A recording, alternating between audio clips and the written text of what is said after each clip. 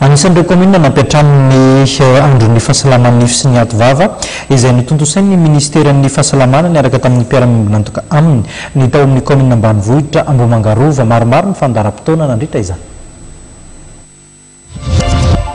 Ponina misy 400 eo amin'ny komina Ambohimangarova, distrika Antananarivo Avaradrano, Androany no nahazo fitsaboana maimai-poana nandritra ny andro natokana ho amin'ny fahasalaman'ny nify sy ny ativava izay tontosain'ny ministeran'ny fahasalamana sy ireo mpiara-miombona antoka aminy mitondra fanazavana ny ben'ny tanàna. Etsika zany dia etsika tena ilain'ny vahoaka satria eto amin'ny komina Ambohimangarova na dia komina première catégorie tia manana CSP anankiroa, ny CSP iray ao Ambohimangarova dia CSP iray misy arivo dia mbola tsy misy an'izany ataontsika hoe toeram-pitsaboana mikasika ny nify sy ny ativava.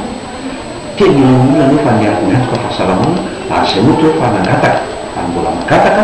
vonona izay ny trano satria eo Manakasika zao dia misy trano miaranay tamin'ireo skolabolokomana Petrapotsy ny trano azo ampiasaina mihitsy eo amin'izany ka antsoinay ny fanjakana zany mety amin'ny faritra Analamanga ny mipetaka ny fahasalamana ny ministera hoe trano rehefa mba misy mba ampiatrao hoe misy satria dia tena filan'ny olona hitantsika izao ny maro olona fandalanatona zany. Kendren'ny ministera amin'ny alalan'izao hetsika izao ny anakaiky ny vahoaka hitondra ny fahasalamana ary izany no hamafisy ny mpiandraikitra ny aretina tsy mifindra ao anivony ny fiadidiparitra misana ny fahasalamana eto Analamanga. Ny aretina sy ny ativava dia tsy mijanona fotsiny ao anatin'ny nify ny ativava fa misy ifandraisany mihitsy amin'ny fahasalamana ankapobeny. Izay indrindra mahatonga izao hetsika izao atao fampahafantarana ny voka-dratsy ny aretin'ny nify ny ativava amin'ny vatana manontolo.